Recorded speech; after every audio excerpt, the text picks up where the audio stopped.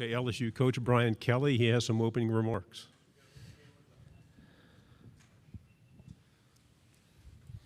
Is everybody ready? Coach, right here on your left in the front row. Well, I'm going to say a couple of words first. I just want to make sure everybody had their electronics. For me, this is my first media event since 2009. As you can understand, the last time I did this, I was the head coach at Cincinnati, and we were in the Big East. And I think we had Greg Schiano was the head coach at Rutgers, and he still is, it seems. But to be back at Media Day for me is kind of gets you thinking about the football season. So excited about this season with LSU football. Certainly, our football team in itself. I've gotten a chance to spend some time with our team, so I'll answer as many questions as I can about our guys. But it's been a lot of recruiting, a lot of time building our roster. But for me, being here, getting an opportunity to talk about our team, talk about the process that we've had over the last 7 months, excited to do that. Front row on your left, Coach. Hey, Coach. AP Stedham, WHEP, Foley, Alabama. Yep, good to see you again. Good to see you, Coach. Coach, what did you learn about your team this spring, and what's the identity that you seek from this team? Yeah, I think we learned a little bit about our team in the spring, but I think what I think more than anything else is just since January up till today, they have done everything we've asked them to do. It's not been easy, to get them to think the right way, the right habits of winners. Clearly, it had slipped a little bit, and to on a day-to-day basis to be forced to have a standard that they weren't clearly used to is difficult. And I am so proud of the way that they have been sticking to that standard on a day-to-day basis. It tells me that this group will fight hard for 4 quarters. And as a football coach, that feels pretty good. Coach on your left, fourth row. Hey, Coach. Jordy Collada from WAFB. Can you explain the challenges of roster management and rebuilding of what you took on from December up until this point? How long do you have? Right. Yeah, I mean, so you need to attack every situation a little bit differently. Every job that I've had has had different unique situations. This one was unique. It was one that we needed to address immediately with experienced players. And so we were intentional about the transfer portal in that we didn't want to bring in guys that would create more issues. We wanted guys that had, first of all, a love for LSU. And so we attracted a lot of guys that were originally from the state of Louisiana and had a passion for wanting to play at LSU. The second thing is we wanted SEC players if we could get them. If not, they needed to be the very best at their level. And so they were All-Americans or they were the best at that position. And then I think the third thing is that they immediately had to have the traits that we were looking for. They had to be guys that when we talked to their coaches that were the best character traits, attention to detail, all those things. That was first. Second, do a great job of recruiting freshmen in a very, very short period of time with an eye towards specific needs by position. And don't create any more open, wasted opportunities at position groups. Guys that are going to be in the program for the 4 years. We had too much attrition, and a lot of that was based upon poor academics. So we wanted strong students. That was first and foremost. Then develop the players that we had on campus. And that's kind of what we've been doing since we got there. Second row, Jacques. Hey, Coach. Jacques Doucet, WAP-TV in Baton Rouge. Since you took the job, what have you learned about LSU? What have you learned about maybe the fans, the job that maybe you didn't know before?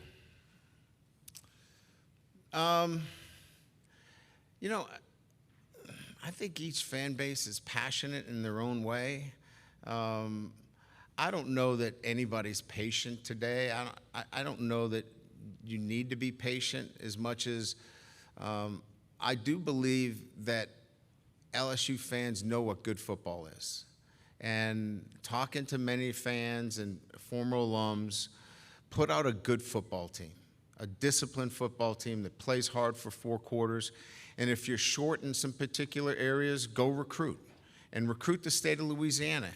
But at least know, if you don't take them from Louisiana, you know who they are, right?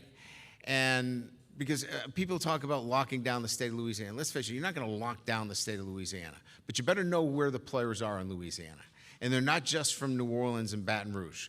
They're from Shreveport. They're from Hammond.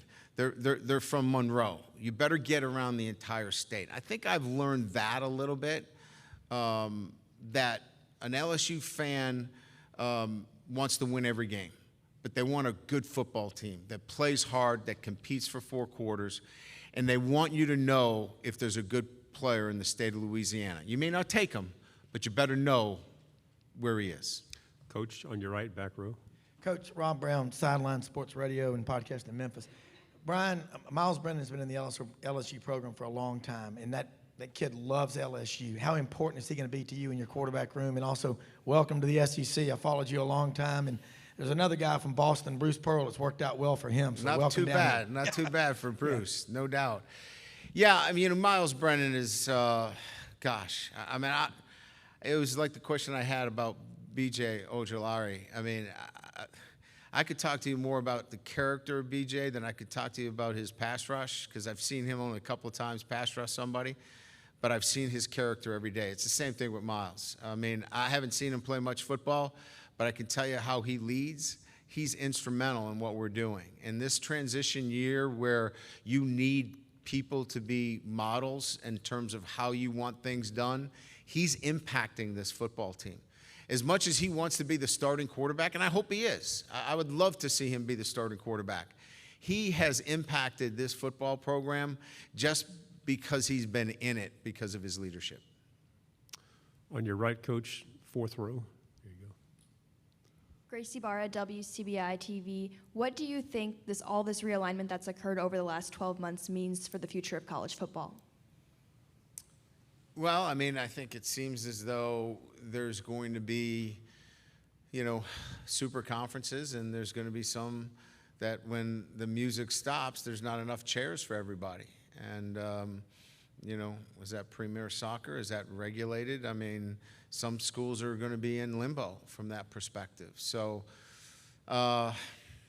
look, I'm not smart enough to figure out all the, schools that need to make moves and do things necessary to improve their lot. But the reality of it is there's not a whole lot more out there that are going to be selected, but there's going to be a few more, and then the rest kind of takes shape from there. But it's the reality of college football. To your left, Coach, 2nd row. Michael Cobble, WBRZ TV in Baton Rouge. I've heard of you. The day we talked, when you got hired, you said one of your strengths was to fix football.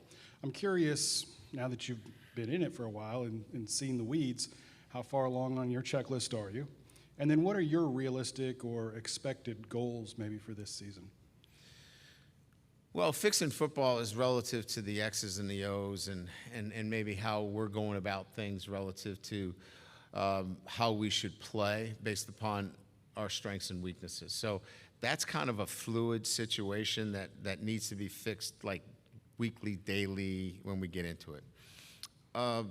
The goals of this football team was to change the way they think about themselves and their habits, habits towards being champions, and really pleased with that.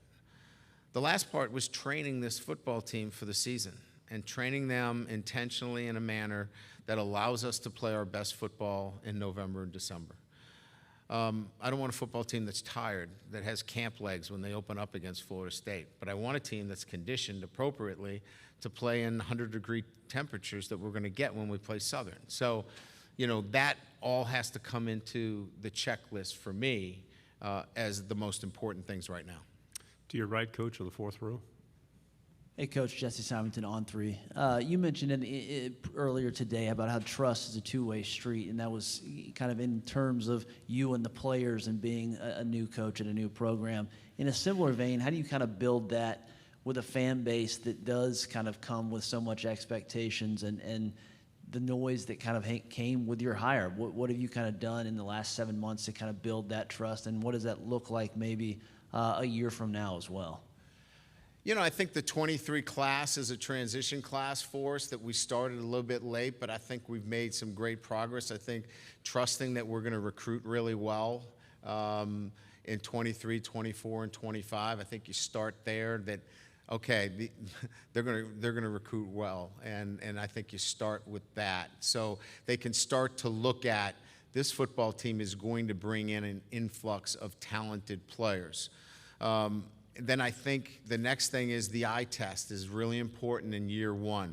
You've got to be able to look at the football team that we're putting on the field in year one with a number of different moving parts. Other words, freshmen that are going to have to play, transfers, and look at it and say, wow, this team is well coached, it's disciplined, it plays for 4 quarters. They may be a little bit short here, they may be a little bit inexperienced here, but wow, is this going to be a good football team? So we've got to pass the eye test because Louisiana State University fans are like many others. They're smart. They know what good football looks like. If we go out there and we're sloppy and we're disconnected and we're not well coached, then we get what we deserve. 2 final questions. First, front row, Ed. Yes, Brian. Ed Daniels, WGNO New Orleans. Nice to see you again. Good to see you. Coach, couple of things. Is it important going into the Florida State game to keep the opponent guessing as to who would be under center? And 2, now that you've been here for several months, do you think it's going to take that long? Do you have any has your time on how long it's going to take to get where I want to be, has that changed at all now that you've gotten to see everything? I would say this, I don't think that there's a huge tactical advantage going into the Florida State game relative to who the quarterback is. Are we going to announce the quarterback,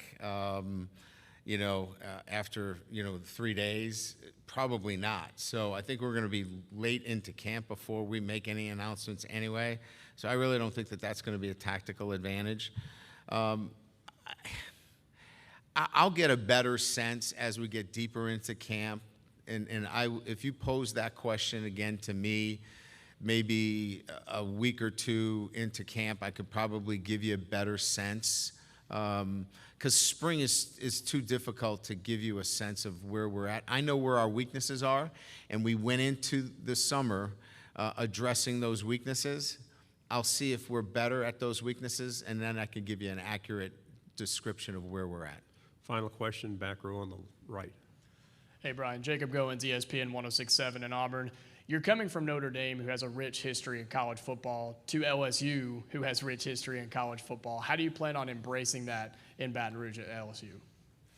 Be part of the community. I've embraced that. I bought a home less than a mile from campus. I just think that, anytime that I've moved into a particular community, it's embracing the community, the culture, and I think that that's the way, you have to settle into any college, university setting. Be part of the community and embrace it accordingly. And I think that that's what I've done. This isn't a pit stop for me. This is my last stop. So I think just for me, more than anything else, opened my eyes to so many different things that I have never done before. Backwater fishing down in Port Fourchon was awesome. Never done that before. Actually caught some fish for the first time in a long time. I didn't think I ever could catch a fish. But come to Louisiana, they jump in your boat. I mean, it's beautiful. So just embracing the culture and being part of the state of Louisiana. Thank you, Coach. Good job. Awesome. Thank you.